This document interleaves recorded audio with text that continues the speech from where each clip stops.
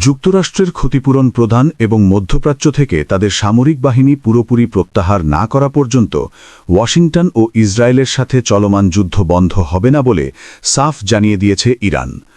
শনিবার ইরানি গণমাধ্যম এসএনএনকে দেওয়া এক সাক্ষাৎকারে দেশটির নীতি নির্ধারণী উচ্চপর্যায় এক্সপিডিয়েন্সি ডিসার্নমেন্ট কাউন্সিলের প্রভাবশালী সদস্য মোহসেন রেজাই এই কড়া হুঁশিয়ারি উচ্চারণ করেন।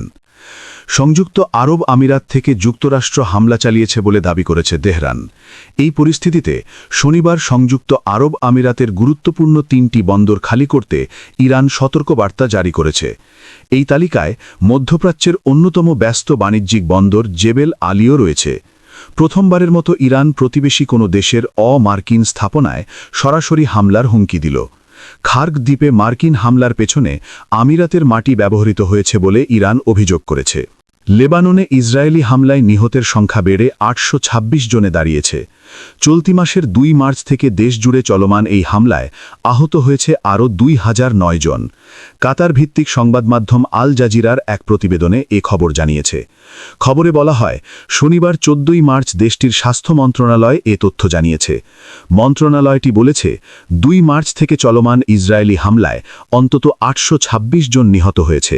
তাদের মধ্যে ৬৫ জন নারী ও ১০৬ জন শিশুও রয়েছে।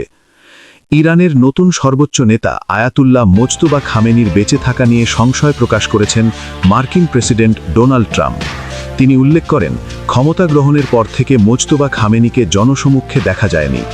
গতকাল শনিবার মার্কিন সংবাদমাধ্যম এনবিসি নিউজকে দেওয়া এক টেলিফোন সাক্ষাৎকারে ট্রাম্প বলেন, তিনি আদৌ বেঁচে আছেন কিনা আমি জানি না।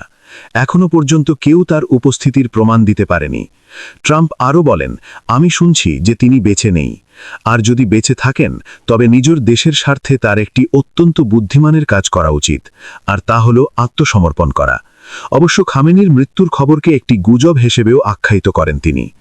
এদিকে ইসরায়েল জানিয়েছে, ইরানের সামরিক বাহিনীর নেতৃত্বে থাকা ব্যক্তিদের ওপর ধারাবাহিক আক্রমণের অংশ হিসেবে তারা আরও ২ জ্যেষ্ঠ ইরানি গোয়েন্দা কর্মকর্তাকে হত্যা করেছে। ইসরায়েলি মার্কিন সামরিক বাহিনীর এক বিবৃতিতে বলা হয়েছে, গত শুক্রবার তেহরানে এক বিমান হামলায় আবদুল্লাহ জালালি নাসাব ও আমির শারিয়াত নিহত হয়েছেন।